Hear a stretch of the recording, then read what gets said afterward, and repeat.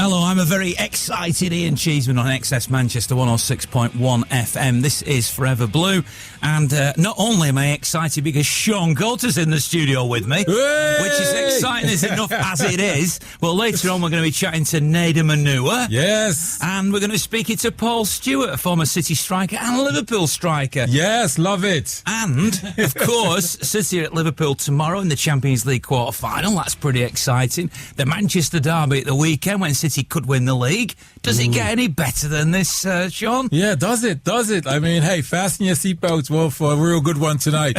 I'm really looking forward to these games in the next sort of 10 days, really. You know, all this when it starts to unfold. Just an exciting time to be, well, not only a City fan, but, you know, if you're a neutral fan, to see these big games coming up. This is when you really start to see separate the men from the boys.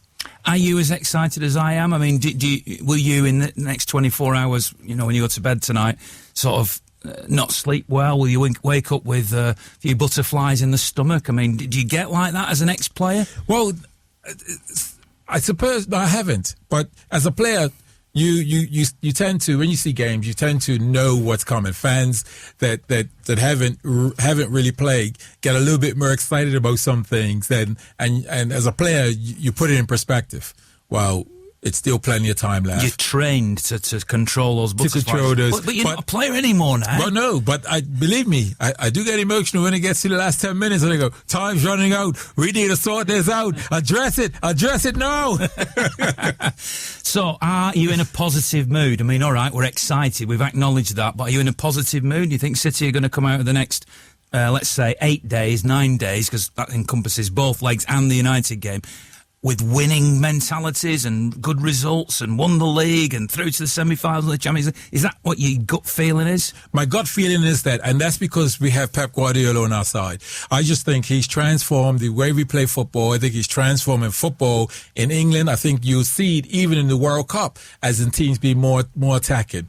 But I'm excited within my gut that I think that City, the next 10 days or so, will really show the true City, as in being able to advance across Liverpool. I think it'll be a hugely difficult game, don't get me wrong, because I think Liverpool, the way Liverpool play against us is the way to play against City if you're going to play and try to get a result. You need to be aggressive and on the front foot, pressing and basically not allowing City defence to work the ball into the thirds up the field. So this is what makes it so exciting, because also Liverpool have a great attacking team. So I'm really excited about those two games, the Champions League games, and then also can we get a win against United in the actual league game to seal the league?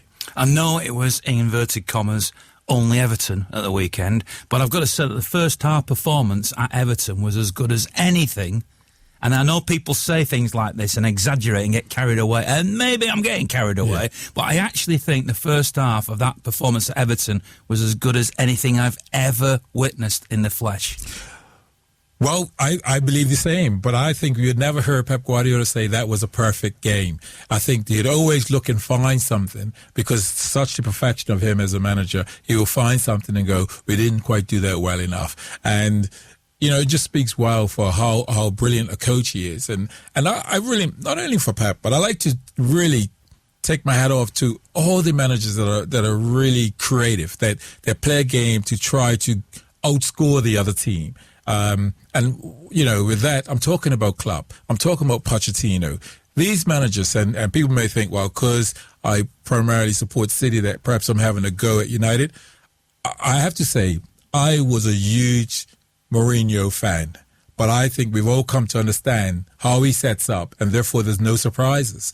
And when he first came into the Premier League, you saw surprises with him. He used to do things like the 3 players up on a corner against, because he used to challenge the opposition manager.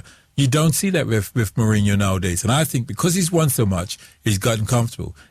And managers like Klopp, like Pep Guardiola, like Pochettino, they're the ones that want to be on top and have that ride and that journey that Mourinho has had. And I think he's gotten comfortable as in being a huge top manager. And these are all the young ones coming in and saying, I'm now the daddy. I'm the main one. I'm the special one. Now, you might come at this from a different direction than me because you're a player. And I know that when you're a player, when you're a coach, pragmatism, results, winning, however you do it, it is the be-all and end-all. And I get that. You know, you don't go out surely as a player thinking, I want to do the perfect pass today. I want to score the perfect goal. You think if it goes in off your shin, if it goes in on your knee, if it goes in off your backside, as the old cliche says, it doesn't matter. Your name's on the score sheet. City get the win or whatever team you're playing for gets the win. I, as a fan, I've never played the game. I have always dreamed of watching perfect football. Now, this is not an insult, but when you were playing in that era, it wasn't always the best. And I think you know that as well as I know that. It was close. But yeah, we're very far from close. There were some magic moments, don't get me wrong. You know, Ali Bernabei, Ayel Berkovic, some of the great goals that you scored, 103 in total. I loved them. And those days, as a fan watching from the touchline, I found myself, as all fans are really, more tribal. Yes. And so you and Dickie and Kevin Horlock and people like that have become my heroes because of what you did for my football club. And that's never going to change. But now I'm in the lucky position of actually watching my team, the team I've supported since I was born, playing the most perfect football of all time. You as an ex-pro now, do you buy into it? Because I wrote a column in the Evening News today saying that if City were to lose in the Champions League and go out, it wouldn't bother me at the end of this season. I'd still go to sleep happy because I'd be thinking of all the magnificent football I've watched. Is it just about winning? Do you think Pep's just about winning? Or is it also about the beautiful game? It's about the beautiful game. It's the way he has the team play. And I'm like you.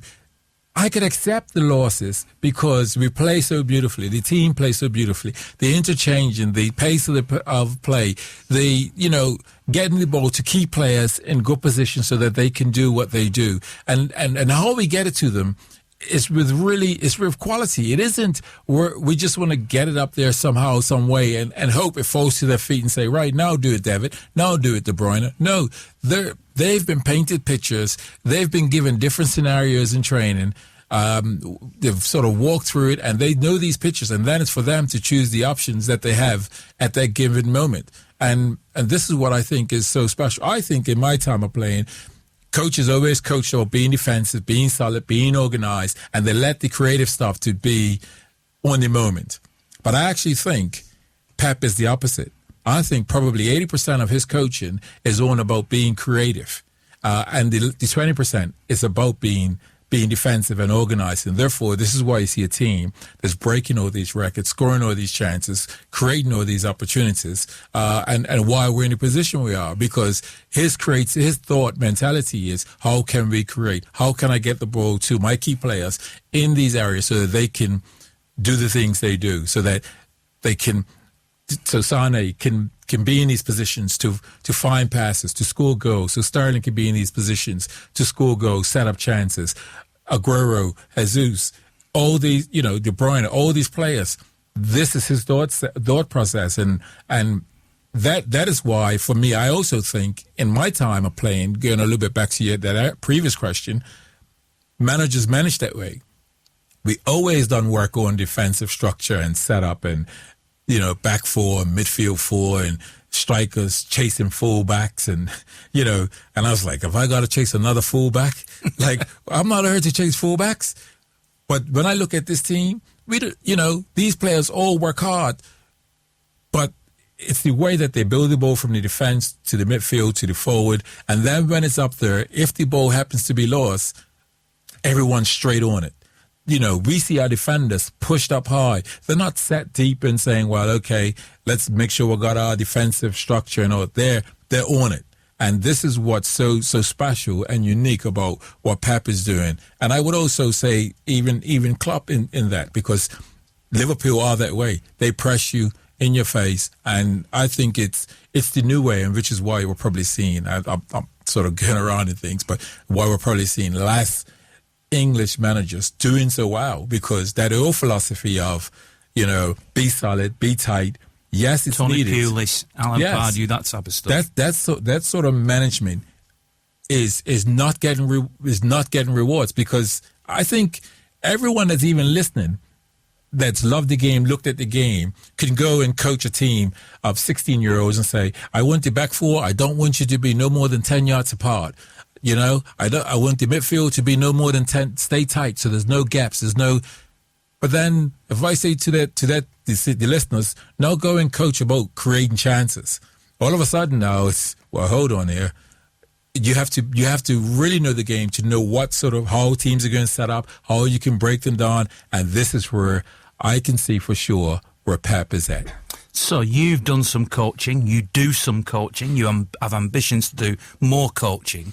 And you, at this stage in your career, are not going to be dealing with Kevin De Bruyne, David Silva, Raheem Sterling, Leroy Sané, et al. No. You're going to be dealing with football at a lower level. Yes. So therefore, I mean, this is a double-barrel question, really, because a lot of people say, no, let's see if Pep Guardiola could do it if he didn't have all this money. That's one of the things that's thrown at him. And I was at the Oldham game. I'm not buying that. I was at Oldham Blackpool yesterday, and I'm thinking, and I was there watching, you know, supporting Oldham, local team. I go and watch a lot of football, and I'm getting so frustrated because all the wrong decisions are being made by the players. I'm thinking, yes, if Pep was here now, yes, they wouldn't be even though they might be more limited. Yeah, absolutely spot on. They won't be making those decisions because those pictures, those attacking pictures that they see, he would be making them aware that when you're in this position and the ball's coming from that angle, the pressure's going to come from, the defender's going to come and press you from there. So therefore the space is there. But this now leaves you your options. We may have a player that's going to run in off the line, that position. You're going to have your striker that's going to probably pin up and show up for you. Or you can run into this hole in this space. And then when you see those pictures, you realize that they occur all the time. And so this is the information that I can see when I look at some games from championship to even premiership teams, lower premiership teams. They're not getting this information. I'm sorry to say it, they are not getting this information. You could sometimes see a premiership team that looks equally like a championship team. On that basis, then, again, another criticism that's been thrown at City this season by supporters of other teams and people who aren't like us who are fans, that actually it's a very poor Premier League this season and everybody else is just dreadful. Or has Pep Guardiola taken football genuinely to a new, exciting level that's never been seen here before? It's taken it to a whole new level. And I know there's going to be people to say, well, yeah, perhaps in the 70s, 80s, it was Liverpool. They were playing, you know, total football. And then United had you know, the 25, 26 years where they were dominating football, obviously with the Invincibles within that period. But they didn't have a goalkeeper that played like a midfielder. They didn't. So even when we know that Pep Guardiola has sort of taken a lot of the, his not knowledge, but he's learned a lot from sort of the Dutch philosophy and all that. They didn't have goalkeepers that played like midfielders. So he's expanded on the people that he's been educated from and taken it to a new level. And now I just see the goalkeepers just going to goalkeepers. For me, I think where the game is going is where City's at. Goalkeepers have to be good with their feet, especially with teams that are willing to play with center backs that spread and the holding midfielder may drop down in between and fullbacks push high. Your goalkeeper has to be good with his feet, because otherwise, some teams, big name Premier League teams that do that, the ball goes back to the goalkeeper, and you know what they do? They just lump it up the field. And they will say, well, we play out the back. You're not playing out the back like City.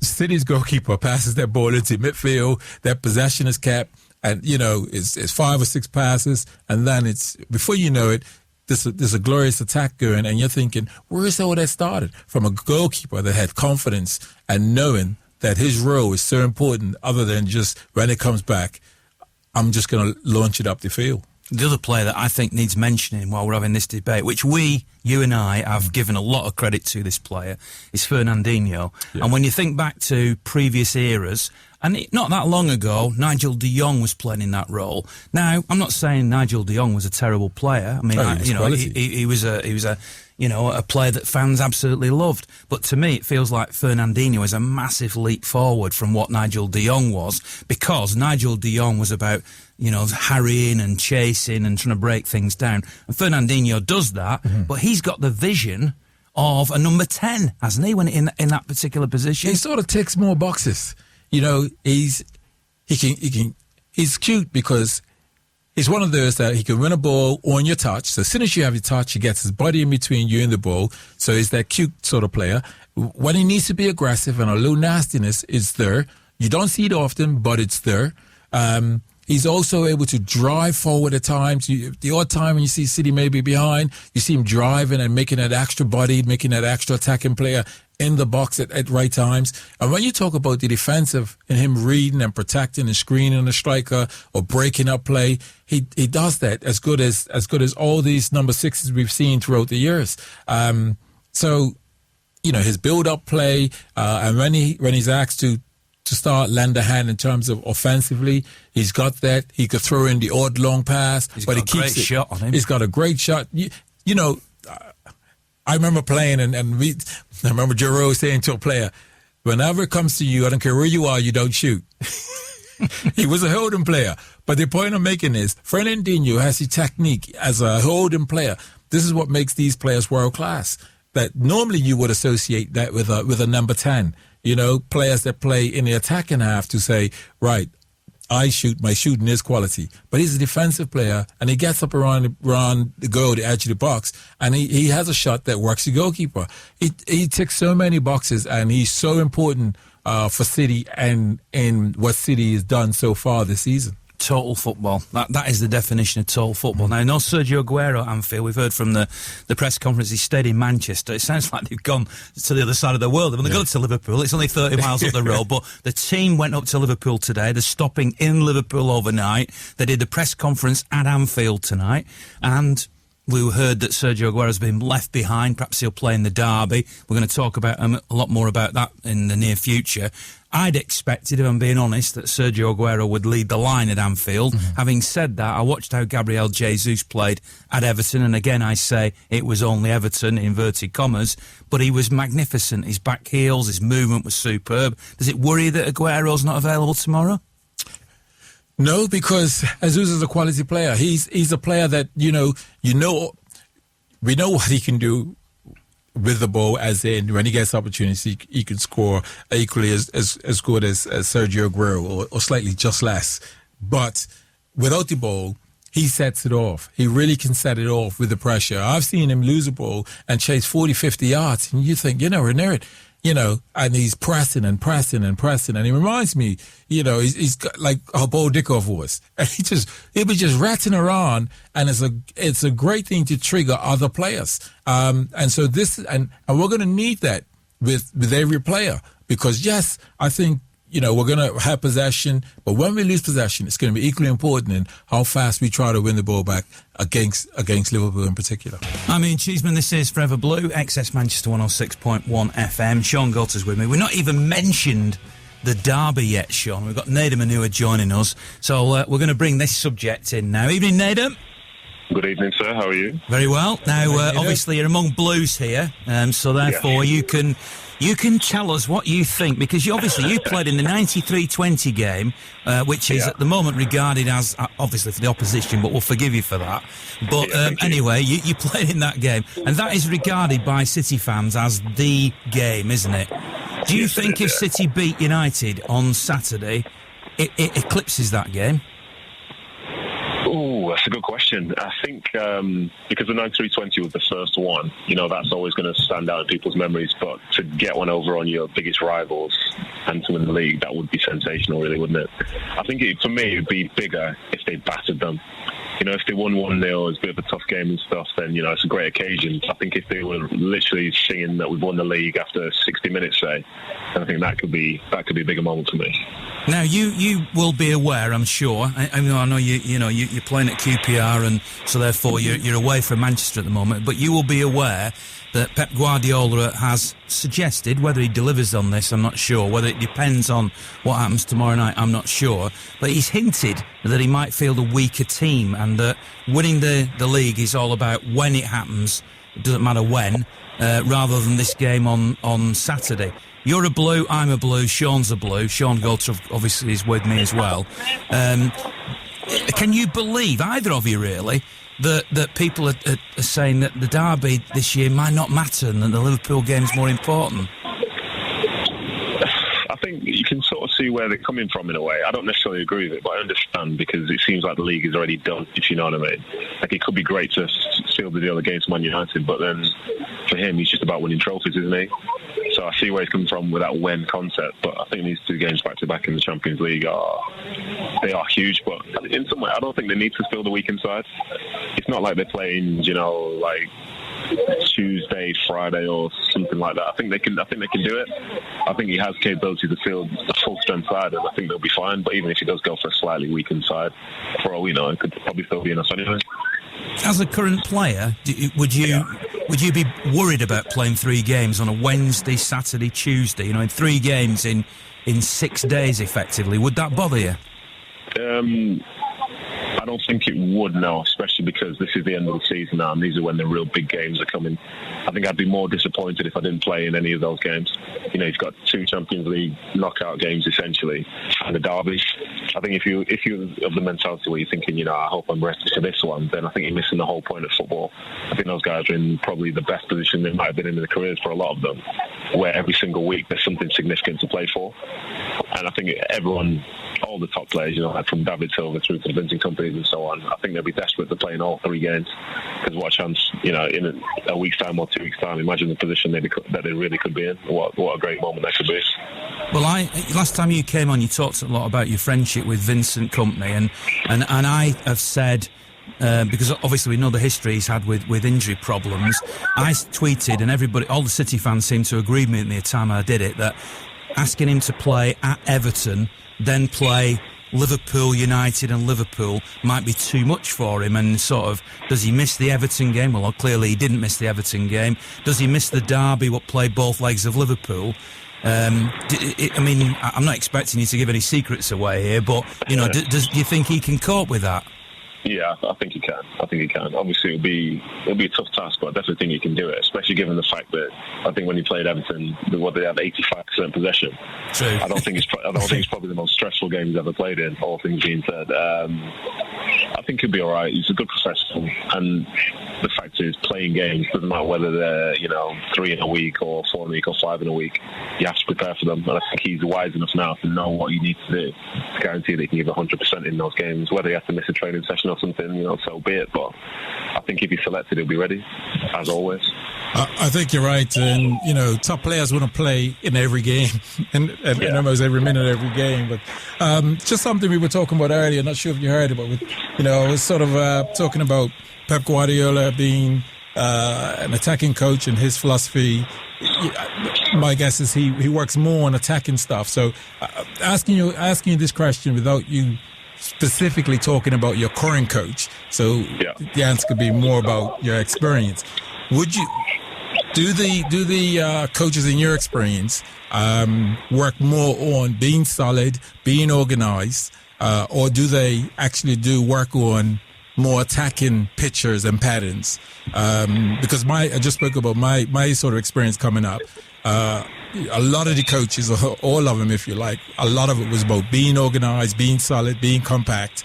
And now I'm looking at the Klopps, the Guardiolas and the Pochettinos, these type of managers. My belief in watching their teams play, there's a lot of work that actually goes into the attacking side. What is your opinion and your experience?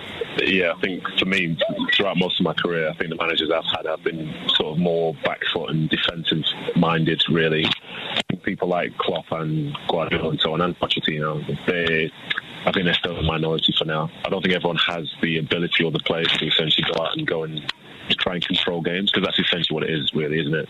You can be attacking, but you are essentially controlling the game. It turns out that the defending that they do tends to be in their own attacking third, because they go and press people so high.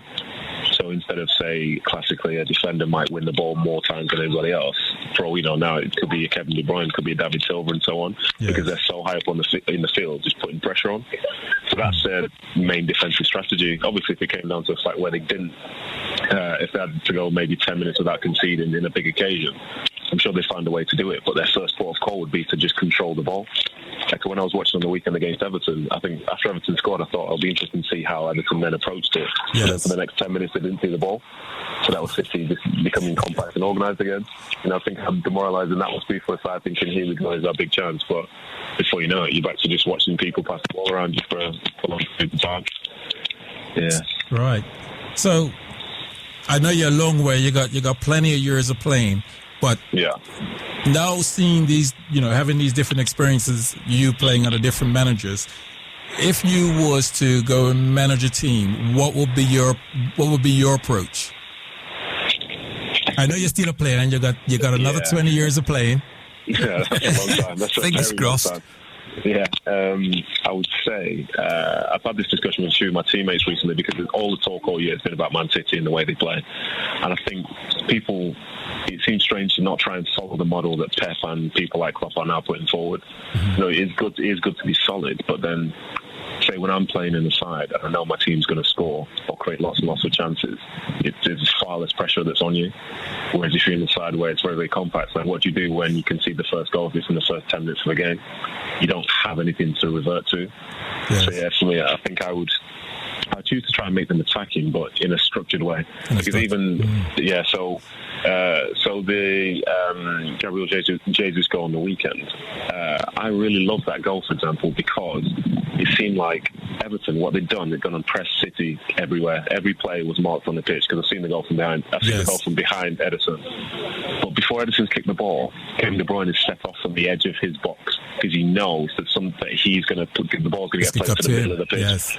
Yeah, it's going to go to the middle of the pitch. Sané's made a dart in from the side, and before you know it, the two City players that clean through on goal.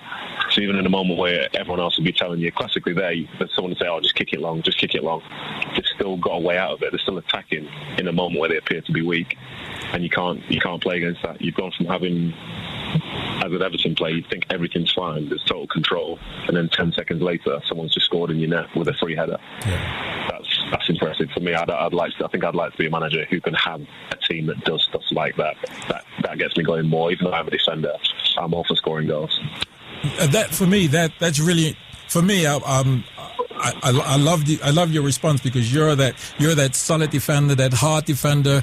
The pace can get in people's faces, but to hear your response to that, it just shows. And you're speaking from a current player that wants to get stuck in. That if you were to manage a team, is less pressure on you by almost emulating or copying some style of Pep, but being organised, as you say, which obviously Pep's teams are as well. I find that very interesting because some people may think because you're this defender that you may perhaps revert to a Jose style, and I don't want to, because Jose is a top quality manager. I think of late he's gotten a bit more defensive and predictable, but. Most people would have probably thought you would have went along those lines with your answer. No, but to be honest, the fact is for me, the way I look at Man City's side, although they are very good on the ball and they're good at controlling games, they're good at pressing and defending together. Like the moment, if I was playing at the back against them, and someone passes me the ball, and you're seeing David Silva, Kevin De Bruyne, and all these people coming at you full speed, you're looking for a pass, but then the people around you are under pressure as well. So they're just telling you to kick it long. So before you know it, you kick it long, and you won't see the ball again for 5 minutes. That's the type of team I like to see. The ones who literally will put you under pressure everywhere. It's classic. It's the same as Pep when he was at Barcelona as well. That team they had there, they were probably the best at the time being spoken about for winning the ball back. And it wasn't just to the back four that you would go and nick it. It'd be everywhere. And that's my favourite type of football, really, when everyone's involved in a defending. That's brilliant, because you talk about pressing, and you talk about pressing, and you have to press right. That's what all the top players are saying. So just recall that time when we was in Bermuda, and I played about 20 minutes. This story ever. You better tell the right version, this Nedum. Oh gosh. Yeah, you want to share it? No, I've got nothing to say. I don't remember those times. I've had so many knocks to the head. I barely remember anything past this season, let alone 13 years ago. He tells me he skinned you. That can't be right, Nedum, can it? Listen, a man of his age at the time, it'd be rude for me to treat him, in a bad way. So I let him just feel like he had a few more years left in him. That's all it was. That's all it was, Shaun. Nedum, have you cast your vote yet? PFA Player of the Year? Of course I have. Is it secret, or can you tell us who you voted for? Kevin De Bruyne and young player of the year actually went for Sterling. Might be a bit controversial, but went for Sterling, yes. He scored so many goals. He's missed a lot of chances as well, but to score that many goals and have the impact that he's had, he was my young player of the year, though. Was it a tough decision between Kevin and David Silva? In the end, it wasn't, just because obviously David went through a few personal issues and stuff, so he was out of the team for a little bit. But in that time, I felt like Kevin just carried on doing exactly what he's doing. And yeah, I'd love to pick David. I really would. But it seems like this season the talk is Kevin De Bruyne or Mo Salah, and for me, it's got to be Kevin De Bruyne. I'm going to be controversial now, because if I had a vote, and maybe everybody should say thank goodness he hasn't, I might actually have voted for. And Shaun's not going to be shocked at all by what I'm going to say now, but I might have voted for Fernandinho, because I think he's an unsung hero in that team, and I think he pulls it all together. And obviously, I know you don't play in a midfield role, but you played just behind where that midfield role is. You could probably appreciate that role better than anybody, can't you? Listen, I could have picked anyone in City's side this whole season, to be honest, for player of the year. You can't be wrong. Exactly. But I had to go for the big choice. You know, if I was going to pick, everyone's going to be going for Kevin De Bruyne or Mo Salah. So I thought I'm going to vote in favour of Kevin De Bruyne. But someone like Fernandinho, what a player to have in your side. He's always seems to be putting out the fires, but then also starting the same for the opposite team as well, which is crazy. He's one of the best City midfielders, holding midfielders I think I've ever seen, in my personal opinion. Thank you, Nedum. Thank you. That's a brilliant description as well. Putting out the fires, but also starting it. I actually like that. I may nick that one from you. Feel free. Obviously, these games are coming now in the next few days. What's your feeling? I'm not going to ask you for a prediction, because I won't give them myself, because I don't think you can predict the outcome of a game, because it swings on a refereeing decision or booking or injury or whatever. But what's your gut feeling? What do you think about the Liverpool game, the first leg, the two legs, and the United match in between? I think, to be honest, I'm more nervous about the Liverpool game than I am the game against Man United. I think for the Champions League, I just didn't want City to get an English side, let alone, a side like a Liverpool who are, in any given occasion, they seem to be able to beat anybody. They can have their bad days, but I wouldn't expect them to have two bad days in such a big occasion.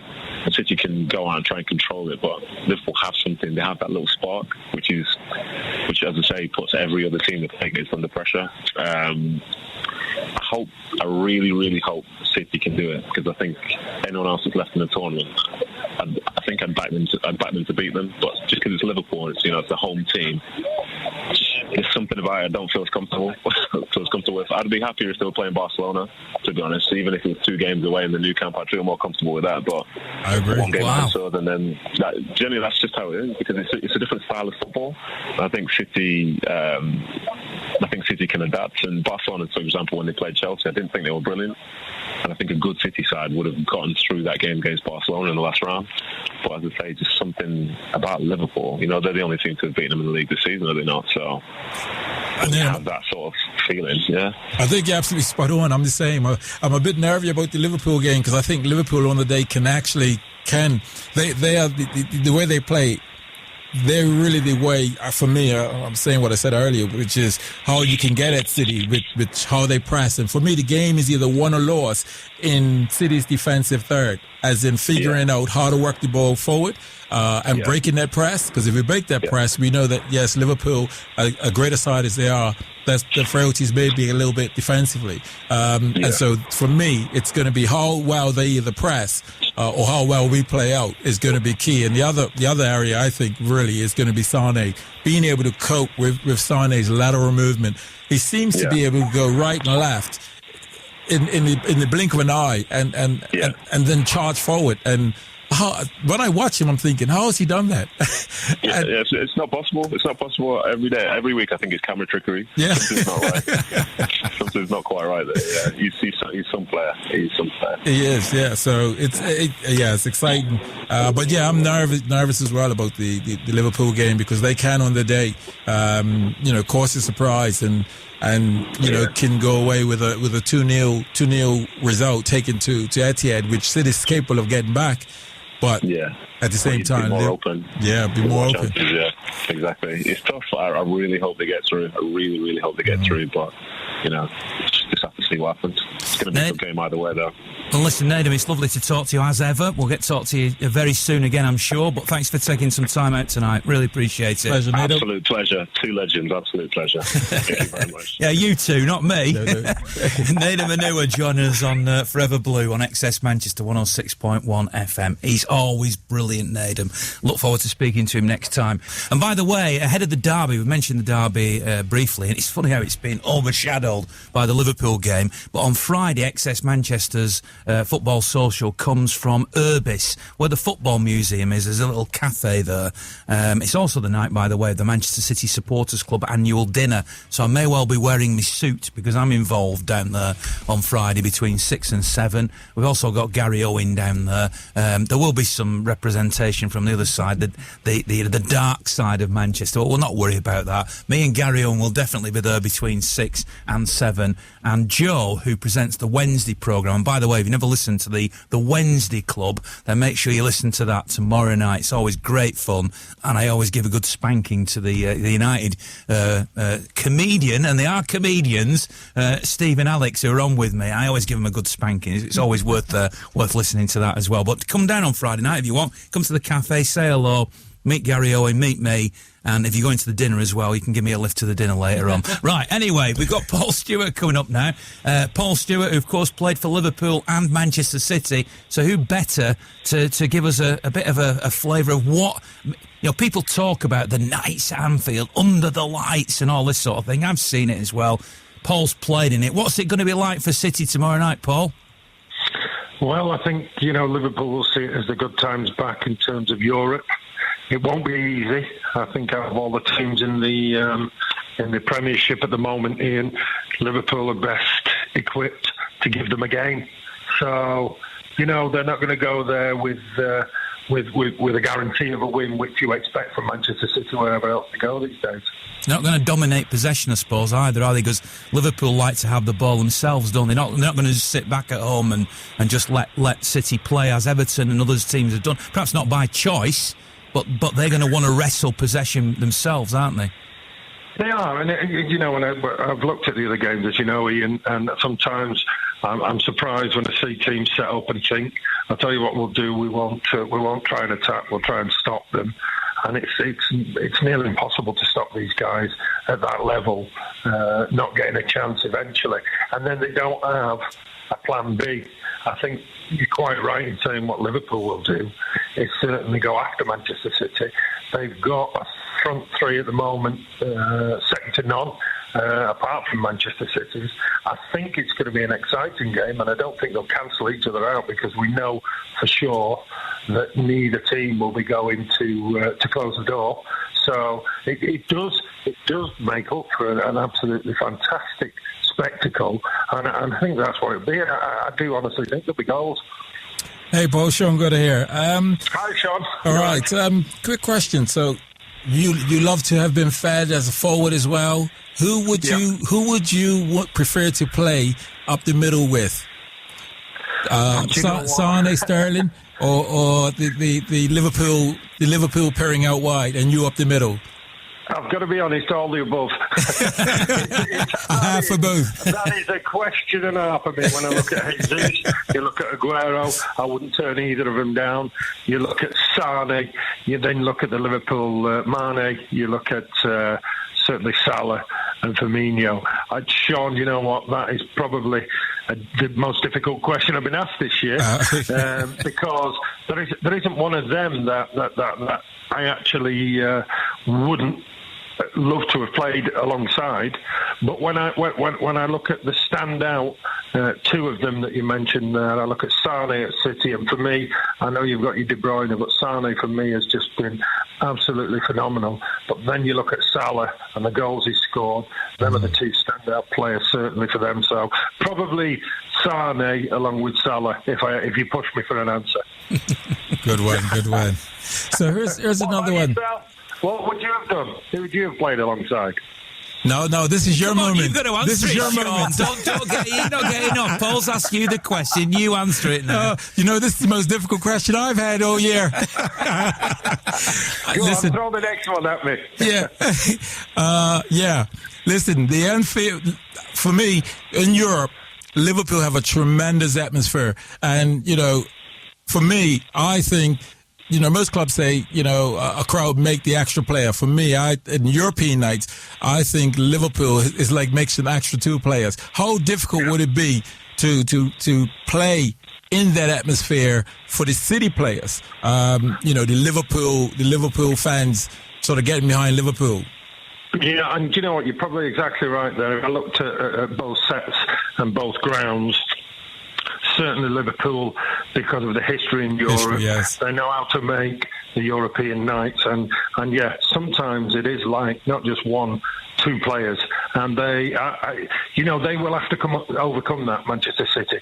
But I think, you know, also looking at City, them players have played at the very top, and you know as well as me, Shaun, sometimes when you go out that tunnel and you walk onto that pitch, do you know what? It's just noise because you're so focused on the game. Yes. So as much as Liverpool will make it a fortress, I think the players themselves, once they cross that white line, ready to play at 7:45 or 8 o'clock tomorrow, then nothing else is on the mind apart from the job they've got to do and getting the result that they need to take back to the Etihad, or vice versa, Liverpool to get the edge when they go to the Etihad. So I honestly think they're equipped to go, right, the noise is out, we're down to business, and we get on with it. That's what I think. But you're right in saying Anfield certainly has more experience at the crowd getting behind them on European nights.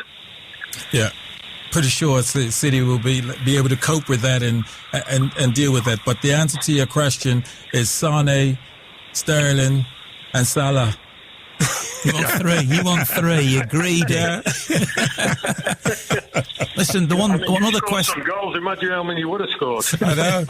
One other question I want to ask you, Paul, because it's getting lost in the mix here, is that there's a Manchester derby on Saturday where City could win the league. I mean, potentially, you know, it could be, for a City fan, one of the greatest moments ever to actually beat your arch rivals on your home ground to win the league. Is it getting overshadowed? Is it getting overlooked? Is it getting forgotten about?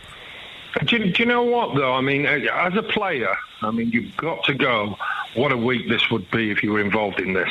And from City's point of view, they'll look at tomorrow night and they'll have their eyes on tomorrow night, because we know that the Champions League is a golden chalice there. We can't move away from that. But also to know that then you're going into a Manchester derby with the possibility of, if you beat your rivals, them giving you the guard of honour because you've just won the Premiership. Do you know, as a player, you'd be looking forward to it. I don't think you'd be thinking, oh God, I'm nervous or anything like that. What a time to be a footballer when you've got 2 massive games like that, with the potential of what's at the end of the rainbow, which is the Champions League final or semi-final, and then you've just won the Premiership. It's just it must be an amazing feeling as a footballer and as a manager that's managing that team, knowing that that's your week. It's like Christmas, Easter and everything all rolled up into one, isn't it? It sure is. It must be as a player. I've got 30 seconds left, Paul. Quickly, your dinner, the Save dinner at the Etihad is 2 weeks on Friday, I think, isn't it? The 20th? That's right, yeah. Are there any tickets left? There's not many left, but like I say, if you can get in touch with myself on Twitter or David White, we will try accommodate. It has been, you know, received very well. It looks like it's going to be an absolutely fantastic night. So, you know, but you can find me on Twitter at PStewie103. David White _7, I think it is, Ian, or even if they contact David you, _White, 7. Yeah, and even if they contact you'll forward it, won't you? But thanks for the plug. Absolutely, I'm looking forward to it myself. Have you got? Can you call the winner on this Liverpool City game? Do you know what? I'm going to think City are going to edge it over the 2 ties.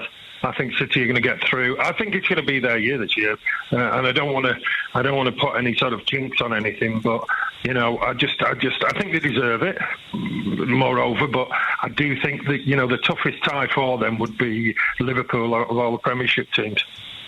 Right, Paul, thank you very much for your time. Really appreciate it. My pleasure. Pleasure, See you Paul. later, Shaun. Okay. Paul Stewart. What an all-star cast. We've got 20 seconds left, Sean. I'm going to pin you down now. City going to win at Anfield. City going to win the derby. City going to win everything. Yes.